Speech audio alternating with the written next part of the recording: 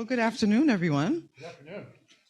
So, I'll just start off with giving more of a little bit more background of myself.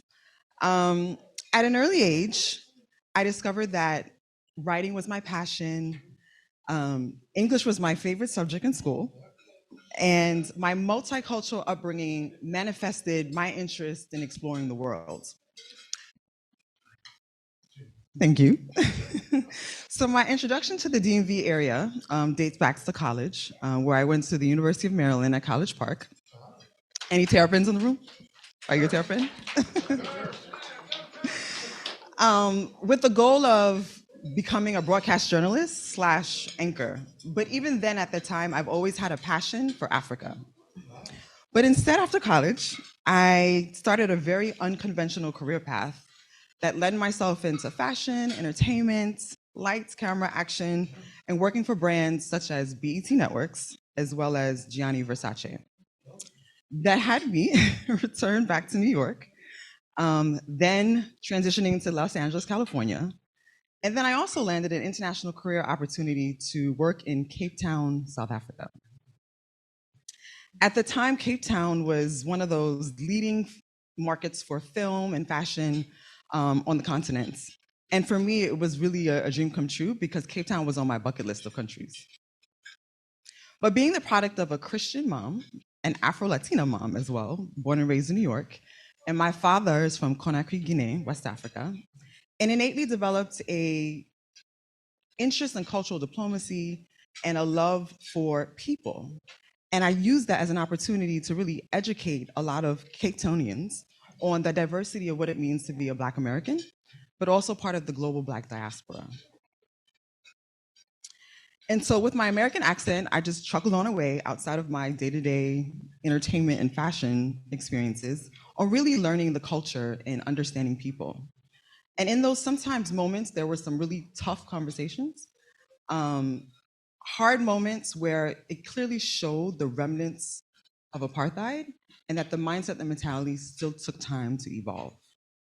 So that also was a great experience because it actually closed that chapter and inspired my new chapter to really travel and tell stories about Africa. But I was trying to figure out how would I do that with a creative industry background. So in 2010, I started to revisit my journalism interests as a reporter, got an agent, and that landed me a job. But the job was for $12,000 a year in Charleston, West Virginia. On the other hand, the alternative was grad school. I got accepted into New York University at NYU with a focus on Master of Science in Global Affairs. So for me, it was a no-brainer. I said, you know what? I need an advanced degree. Exactly. And also, too, I had my eyes set on landing a job at the UN. So the degree was important. So the rest was history. I made the choice to go back to school. Came back home, managed to get internships, fellowships, UN agencies, volunteer everywhere. Became the first actually intern in my graduate program to learn a White House internship under the Obama administration. And then the rest kind of like manifest from there. Graduated, and my first job out of grad school was at UNICEF. And that began my career in public facing communications, leading sub-Saharan Africa portfolios, as well as Syria and Yemen for the next, I would say, several years.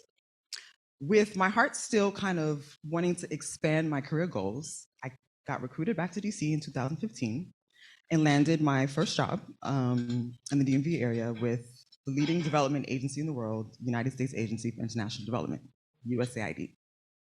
And that marked 6 years of overseas assignments, traveling all around the world, communicating, being responsible of American taxpayers' tax dollars and showcasing those results across a variety of sectors: governance, education, global health crises, humanitarian emergencies, women empowerment, you name it, I communicated on it. But I think the most important thing that for me that was just meaningful is just being able to connect with rural communities, really having an understanding of local context. And I took that with pride in making sure that integrated in all my storytelling narratives, whether it's publishing to interviewing world leaders. So fast forward to a decade later, Haiti was my last overseas assignment in 2020, came back due to COVID. abruptly, not knowing I would never going back. And that was the beginning of a new page of wanting to, once a former intern, now a former international development diplomat, entering a world of entrepreneurship where I started my own business, communications consulting business, turned USAID into a client, and now I'm a federal contractor serving USAID partners, helping organizations amplify their work on a variety of scales, high level scales, but most importantly, showcasing that level of impact. So I will bring this story to an end and say that, this is a taste of my journey, with passion, with elevating influence, and doing it with a little bit of grace, humanity, and style.